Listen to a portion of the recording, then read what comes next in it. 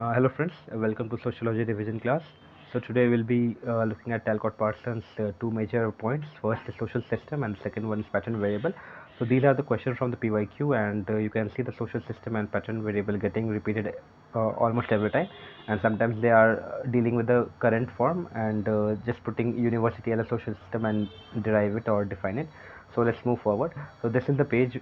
This information has been taken from Topper's answers, and you can just take down these points and put in your answers. Let's move forward. The first one is पहला है कि पहले देख लेते हैं tailcoat Parsons का view क्या है. He is a structural functionalist and he has given two systems, two important points. First is the social system and the second one is pattern variable. So we'll be looking at them and in the details, and it will be beneficial for you to revise. Okay, first one is functional prerequisite in social system. क्या क्या होता है? तो इनका ये कहना है कि अगर किसी भी सोसाइटी को चलाना है अच्छे तरीके से तो चार फंक्शनल प्रेरिक्विजिट होते हैं जो इन्होंने टर्म दिया एजाइल के रूप में. Agile AGIL, we will be seeing this thing. क्या होता है एजिल? एजिल आगे भी देखेंगे और अभी भी देख लेंगे. तो पहला तो एक देख लेते हैं कि प्रीरिक्विजिट जो है ये हमारा डायनेमिक है, स्टैटिक नहीं है. ये सोसाइटी के साथ इवॉल्व होता रहता है, चेंज होता रहता है. आप ये टर्म जरूर डालिएगा. जो भी बुलेटेड पॉइंट्स है या जो भी कलर्ड पॉइंट्स है उसको लिखना जरूरी है, क्योंकि ये सोशियोलॉजिकल टर्म्स है. ठीक है.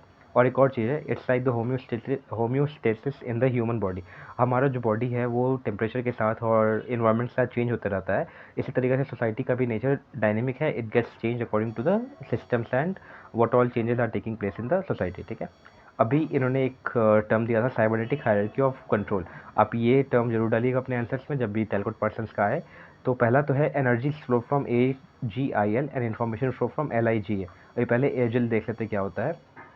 ए मतलब होता है अडेप्टेशन, किस तरीक़ा से हम न्यू चेंजेस को अडॉप्ट करते हैं रिसोर्स मोबिलाइजेशन के लिए. जी होता है गोल अटेनमेंट, हम लोग कोई गोल सेट करते हैं, गोल को अचीव करने के लिए कुछ वेज नॉर्म्स बिल्ड किया जाता है. और ये सोसाइटल ऑब्जेक्टिव्स होता है, किस तरीक़ा से आपको वो गोल को अचीव करना है. ठीक है. और आई होता है इंटीग्रेशन एंड कॉपरेशन, किस तरीक़े से सोसाइटी में इंटीग्रेशन कॉपरेशन के साथ एक इंस्टीट्यूशनलाइज नॉर्म्स के साथ हम लोग सोसाइटी को प्रोग्रेस कर पाए और अच्छे से कोहेजन के रूप में रख सकें. ठीक है. लेटेंसी होता है कि हम लोग कॉन्फॉर्मिटी और जो भी हमारे सोसाइटी में कभी कभी स्ट्रेंस आ जाते हैं ना, उनको रिमूव करने के लिए और पैटर्न को मेंटेन करने के लिए, जो पैटर्न है हमारा AGIL, इसको मेंटेन करने के लिए एक स्टेप होता है लेटेंसी. ठीक है. अभी ये तो आपका हो गया ये. अब एनर्जी फ्लो और इन्फॉर्मेशन फ्लो का मतलब क्या है कि जैसे कोई स्ट्रेन आया सोसाइटी में तो ये ऊपर जाएगा हम लोग का, ये इंटरनलाइज होगा हमारे बॉडी में, मतलब हमारे सिस्टम में, कि किस तरीके से हम लोग इसको पॉजिटिव लेंगे या नेगेटिव लेंगे. ओके. फिर ये ऊपर जाएगा कि इन केस अगर वो new changes is a good one, so we'll be dealing or we'll be making it a goal for us. और फिर ऊपर जाएगा तो we'll be adapting it and we will be generalizing and making new resources to attain the goal. ठीक है. hope I am able to understand you very well. अब sir इनका contradictions भी देख लेते हैं, क्योंकि आंसर्स पे कभी डिस्कशन आ जाए तो फिर कॉन्ट्राडिक्ट भी करना होता है. तो मर्टन का कॉन्ट्रडिक्टरी देखते हैं. इन्होंने ये कहा कि the theory is too grand, कुछ ज़्यादा ही वास्ट है और इसमें कोई भी एम्पेरिकली टेस्टेड लॉजिक नहीं है इस चीज़ में. इन्होंने ये कहा था मर्टन ने. कॉन्फ्लिक्ट थ्योरी तो हम लोग को पता है कि कार्ल मार्क्स का कॉन्फ्लिक्ट थ्योरी है. उन्होंने ये कहा कि पावर डायनेमिक्स को इग्नोर किया गया है, टेलकोट पार्सन्स से नहीं किया पावर डायनेमिक्स. पीटर बर्गर का क्या कॉन्ट्रडिक्शन है? इन्होंने ये कहा कि ओवर इन्फोसिस कर दिया गया है सोशल स्ट्रक्चर को और मैन को ना एक तरह का पपेट बना दिया गया है कि like everything is dependent on the society and man has no role in that and whatever the society wants us to do we are doing those things only. So man is the puppet, इन्होंने कहा. फिर एक और चीज़ है suffering from teleology and tautology. ठीक है. अभी आगे देख लेते हैं. टैलकोट पार्सन्स के बारे में एक ब्रीफ ले लेते हैं, क्योंकि अगर आंसर्स में लिखना पड़े तो we will be having a brief introduction और brief background about Talcott Parsons कि इनका क्या व्यूज़ है और ये किस स्कूल ऑफ सोसाइटी और किस स्कूल ऑफ थॉट से बिलोंग करते हैं. पहला तो ये क्या है कि स्ट्रक्चरल फंक्शनलिस्ट है. इनका ये कहना है कि सोसाइटी का जो काम है वो हमें एज अ पर्सन हम लोग को इन्फ्लुएंस करता है and we get influence by that thing. ठीक है. और ये पॉजिटिविस्ट है, ये सभी चीज़ को पॉजिटिव वे में लेते हैं. पहला तो क्या है, सोसाइटी को इन्होंने सोशल सिस्टम के का दर्जा दिया हुआ है कि it is a social system and it actually dictates the rule of our people and it changes the functions how we perform. ठीक है. इनका ये कहना है कि एक सोसाइटी अगर है तो इसमें डिफरेंट डिफरेंट पार्ट्स हैं. ठीक है. तो सभी पार्ट्स की इंटीग्रेशन के साथ ही सोसाइटी प्रॉपरली वर्क करेगा. If any part is getting disturb so the society will not perform. Okay okay okay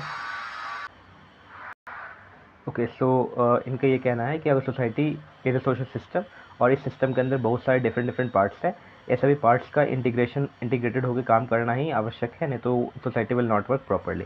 ठीक है, तो इनका ये कहना है इंटीग्रेटेड सिस्टम है, पॉजिटिव एस्पेक्ट का उन्होंने वो दिया है, और फंक्शनल इंटीग्रेशन है, क्योंकि फंक्शनल इंटीग्रेशन मतलब क्या कि एक का कुछ फंक्शन दूसरे के फंक्शन को डिक्टेट करता है।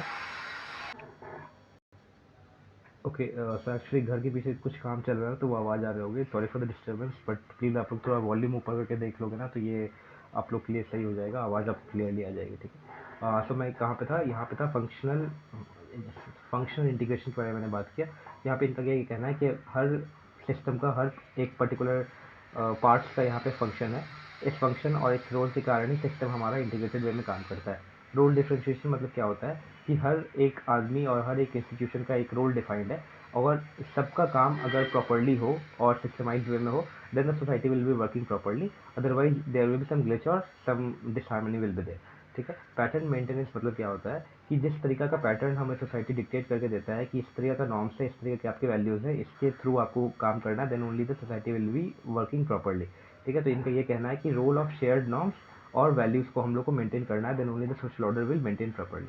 सोशलाइजेशन मतलब क्या होता है, ये हमारे पेरेंट्स हैं, समझ लो, और ये हम हैं, तो इनका जो भी सिखाया हुआ चीज़ है, नॉर्म्स है, वैल्यूज़ हैं, वो हम लोग के अंदर आता है, then it will go on in the new and further generation. ये सोशलाइजेशन होता है। तो इनका ये कहना है कि the rules of socialization is transmitting of new norms and new norms to the new generation.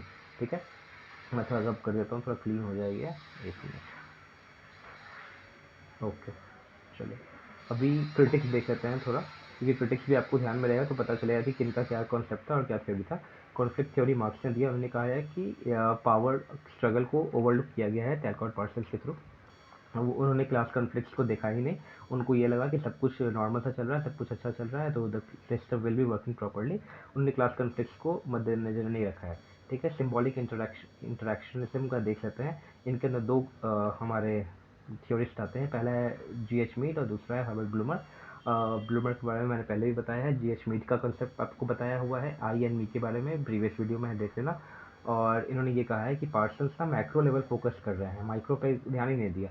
Macro means क्या होता है ना कि अगर सोसाइटी को लेके हम चल रहे हैं, बेस बना लिए हैं और इससे सब कुछ इन्फ्लुएंस है, like individuals are getting influence by this is the macro level. ठीक है, तो हर्बर्ट मीड और ब्लूमर का क्या कहना है ना, जो सिम्बॉलिक इंटरेक्शनिज्म है, उनका ये कहना है, एक मिनट रुक जाना, उनका ये कहना है GH मीड और ब्लूमर का कि no we should look into the micro level, like ये हो गए हमारे इंडिविजुअल और ये सोसाइटी है, इनका इन्फ्लुएंस सोसाइटी पे पड़ता है, then the society get change and involve.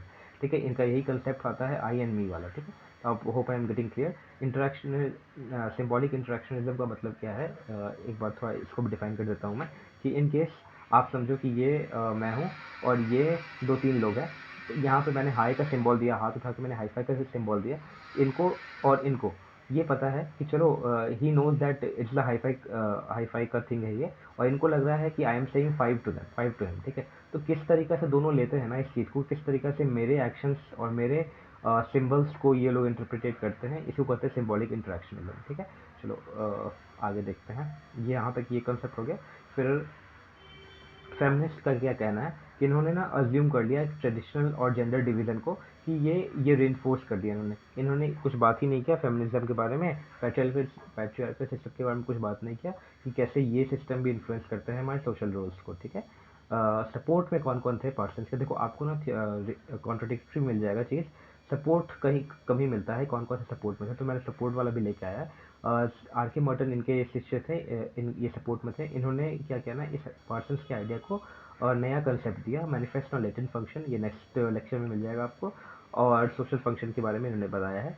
Kingsley Davis and Wilbert मूर ने भी इनके ऊपर काम किया, और इन्होंने भी इसको सपोर्ट किया, फंक्शनलिस्ट आइडिया को इन्होंने भी एक्सप्लोर किया है, और जिसकी वजह से उन्होंने बताया सोशल स्ट्रेटिफिकेशन और इनइक्वलिटी क्यों है हमारे यहाँ, क्या पर्पस है इसका। ठीक है, अभी कंक्लूजन में देख लेते हैं। पहला तो आप समझ गए कि पावर डायनेमिक्स को इन्होंने इग्नोर किया, किसका कंसेप्ट है ये, कॉन्फ्लिक्ट कौन आते हैं हमारे, कार्ल मार्क्स आते हैं। ठीक है, माइक्रो लेवल इंटरेक्शन इन्होंने इग्नोर किया है, जेंडर इनइक्वलिटी को इग्नोर किया इन्होंने। ठीक है, ये तो हमारे आगे किसके किसके आगे, कॉन्फ्लिक्ट के आगे, सिम्बॉलिक के आगे, फेमिनिस्ट के आगे। ठीक है, डाइवर्स पर्सपेक्टिव को इग्नोर किया इन्होंने। अभी थोड़ा टाइप पार्ट्स का मैं फिर से रिवीजन के तौर पर सुन लेना, जल्दी जल्दी बता दूंगा। पहला तो क्या, सोसाइटी को इन्होंने सोशल सिस्टम के रूप में लिया है, की कंपोनेंट है स्ट्रक्चर फंक्शनलिज्म है, ये वर्ड्स जरूर डालना।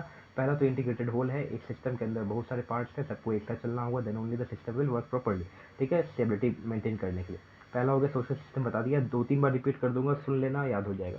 फंक्शनलिज्म पता चल गया, हर का रोल अलग अलग है और it is having a combined effect and integrated effect, ठीक है। इंटरकनेक्टेड, ये डाल देना word, institution, organization and individuals, ये सभी क्या है ना कि आप अगर ये वर्ड डालोगे, these are the sociological terms with the sociologist use actual में, ठीक है, तो ये सब भी जरूर डालना, ठीक है। अभी एक और चीज़ है, ओवरऑल सिस्टम की इक्विलिब्रियम को मेंटेन करने के लिए ना और सिस्टम को स्मूथली चलाने के लिए we need the interconnectedness and specific function of each individuals to work properly in a systematic way, ठीक है। अभी आगे देखते हैं एलिमेंट्स ऑफ सोशल सिस्टम। एक सोशल सिस्टम अगर मैंने बनाया सोसाइटी, उसके अंदर क्या क्या एलिमेंट होता है, तो पहला इन्होंने बताया ना कल्चर का एलिमेंट आता है, मैं एक्सप्लेन कर दूंगा, पहले लिख लेता हूँ। और फिर सोशल सिस्टम में इन्होंने बताया सोशल सिस्टम होता है एक हमारा, फिर पर्सनैलिटी सिस्टम होता है, फिर बिहेवियर सिस्टम होता है। अब क्या है कल्चर सिस्टम में, क्या है ना कि शेयर्ड नॉर्म्स, वैल्यूज, सिम्बॉल्स, ये किस तरीका से हम लोग इंटरप्रेट करते हैं, किस तरीका का नॉर्म्स हमें हमें अपने जनरेशन से मिलता है, हमारे हायरार्की से मिलता है, वो होता है कल्चर सिस्टम। सोशल सिस्टम होता है कि कौन से रोल को हम जस्टिफाई कर रहे हैं सोसाइटी में, क्या स्टेटस है, क्या पैटर्न ऑफ इंटरेक्शन है, किस तरीका से हमारा इंटरेक्शन है। In case I interact very different with my father and very different with my friends, these are the interaction of social system में किस तरीका का रोल और स्टेटस हम लोग डिफाइन किए हैं अपने इंडिविजुअल्स और अपने नियर एंड डियर वंस के साथ, ठीक है। अभी आते हैं यहाँ पे है इंगेज, किस तरीके से इंगेज कर रहे हैं हम लोग अपनी सोशल लाइफ में, ये हमारा सोशल सिस्टम बताता है। पर्सनैलिटी सिस्टम क्या होता है कि ये हमारा जो पर्सनैलिटी है, एक आदमी जब एक बच्चा जब बॉर्न होता है उसके अंदर कुछ पर्सनैलिटी नहीं होता है, धीरे धीरे उसको नॉर्म्स, वैल्यूज़ और जो भी चीज़ सिखाए जाते हैं उसका पर्सनैलिटी डेवलप होता है। दिस हैपन्स कैसे होता है, सोशलाइजेशन के थ्रू होता है, ठीक है। और ये ऐसे सोशलाइजेशन तो हो रहा है और ये हम लोग ना, ये बच्चा होगा अपने अंदर इंटरनलाइज कर रहा होगा वो चीज़ों को, वो नॉर्म्स को, वो कल्चर को, तो ये होता है पर्सनैलिटी सिस्टम, ठीक है।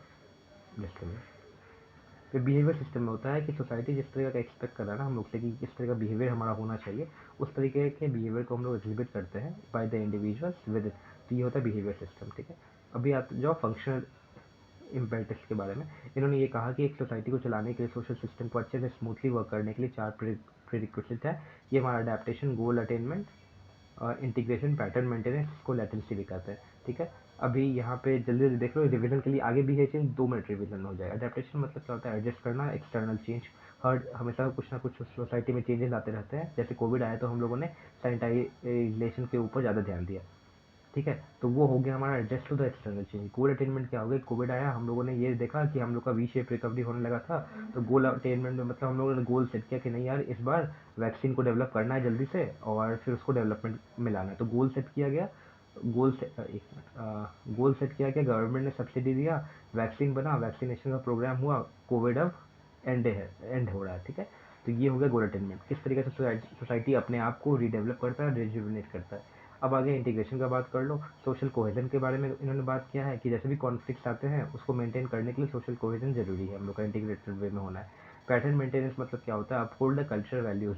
अभी एक तरीका का देख लो कि इनकेस कोविड का एग्जाम्पल अपन लोग ले रहे हैं, तो पैटर्न मेंटेनेंस में क्या है ना कि बहुत ज़्यादा पहले तो कॉन्ट्रडिक्शन हो रहा था कि नहीं, will not use mask, will not do this and that, social norms ऐसे वैसे बहुत प्रॉब्लम आ रहा था, बट धीरे धीरे लोग समझना शुरू किए और कल्चरल नॉर्म्स को भी अपनाना शुरू किए, तो जिसकी वजह से हम लोग इतने बड़े इकोनॉमी इतने बड़े एरिया होने के बावजूद हम लोगों ने अच्छे खासे कंट्रोल किया कोविड को, ठीक है। अभी अजाइल फ्रेमवर्क आप देखिए, अडेप्टेशन, गोल अटेनमेंट, इंटीग्रेशन और लैटेंसी।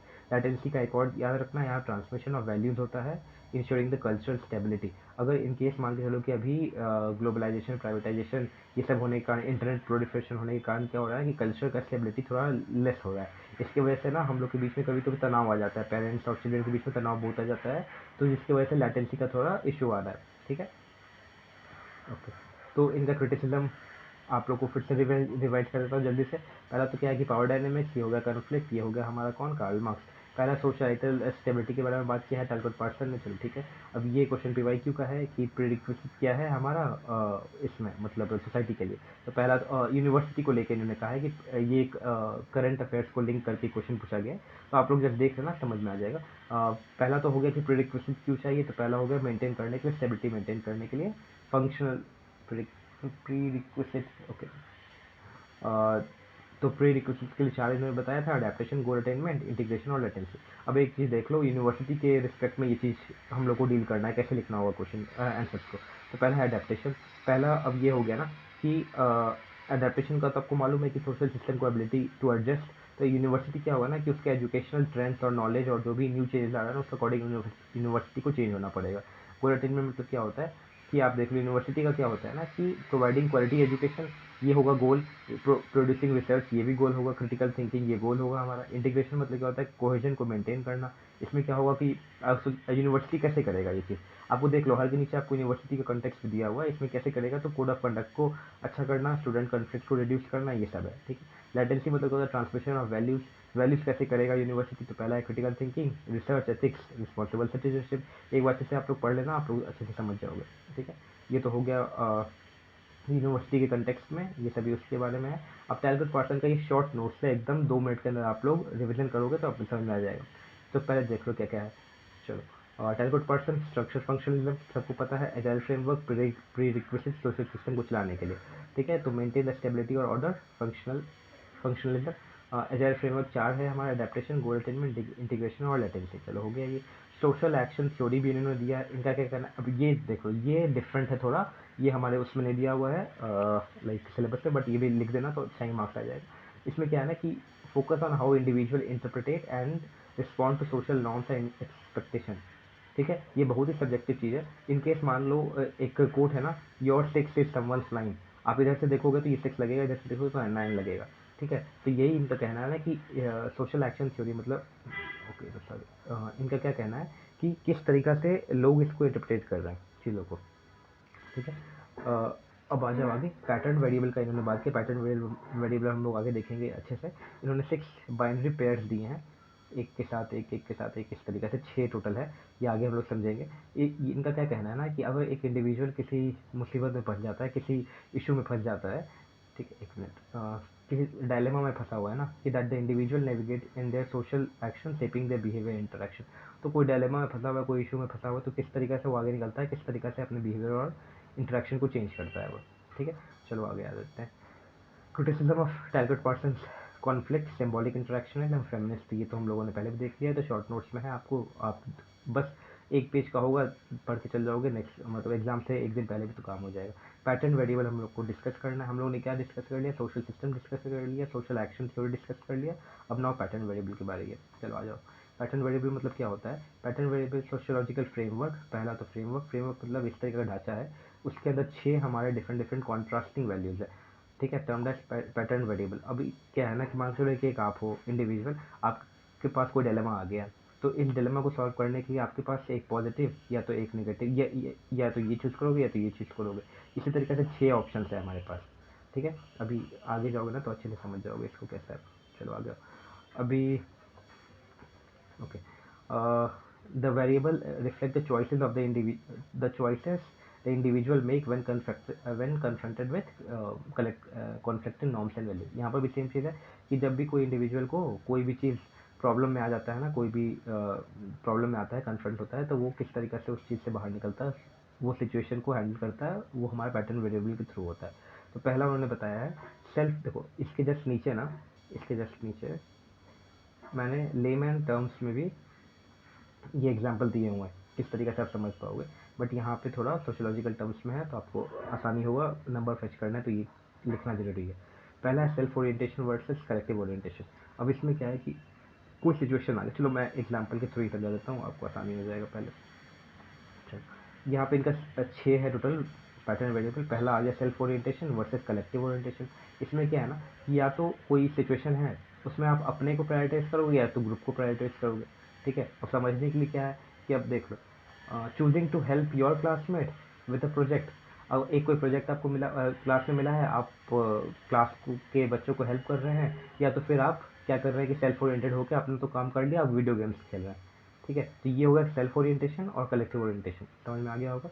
यूनिवर्सलिज्म वर्सेस पर्टिकुलरिज्म, इस मतलब क्या होता है कि जैसे मतलब आपको क्या है ना कि अगर कोई इंडिविजुअल स्टैंड लेना है आपको, या फिर आपको पर्टिकुलरली किसी चीज़ के बारे में फोकस करना है। अब यहाँ पे एग्जांपल समझ लो, treating all your friends equally by sharing your toys with everyone.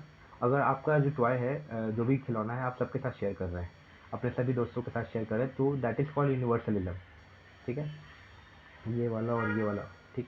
अब क्या कर रहे हो ना कि आपका कोई फ्रेंड बहुत उदास है, ठीक है, और सिर्फ आप उसके साथ ही टॉय शेयर करो ताकि वो खुश हो जाए, समझे। तो ये हो गया पर्टिकुलरिज्म, किसी पर्टिकुलर पे आप फोकस करके काम कर रहे हो, कि आपके पास चॉइस है कि आप किस तरह काम कर रहे हो। अब आ जाओ नेक्स्ट है अफेक्टिविटी वर्सेस इफेक्टिव न्यूट्रलिटी। ठीक है, अब ये सब टर्म्स तो जरूर लिखना होगा क्योंकि उनका ही कहना है, तो फिर ये सब तो जरूरी है। अब इसमें क्या है ना कि इफेक्टिविटी और इफेक्टिव न्यूट्रलिटी, अब या तो आप अपने इमोशंस को ओपनली सबके अंदर सबको देख पा रहे हैं, या तो फिर आप करना जानते हो कोई सिचुएशन को।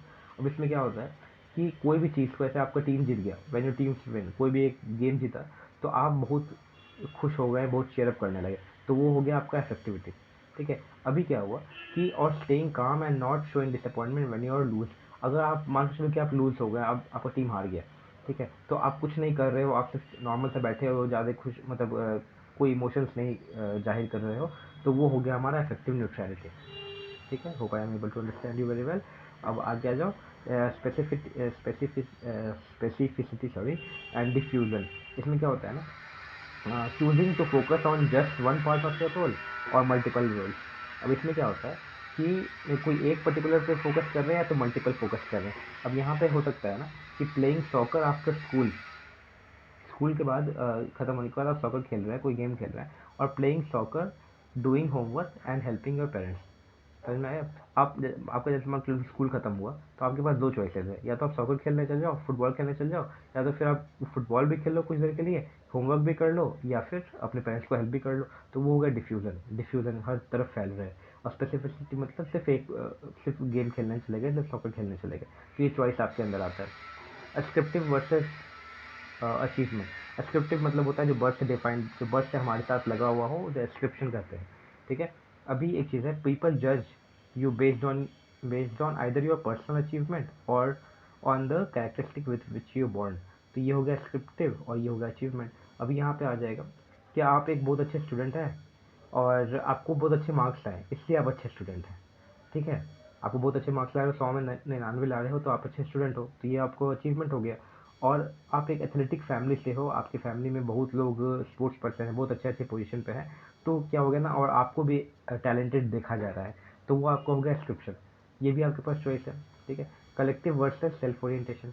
इसमें आप तो मैंने बता ही दिया पहले भी आपको, सेल्फ ओरिएंटेड और कलेक्टिव।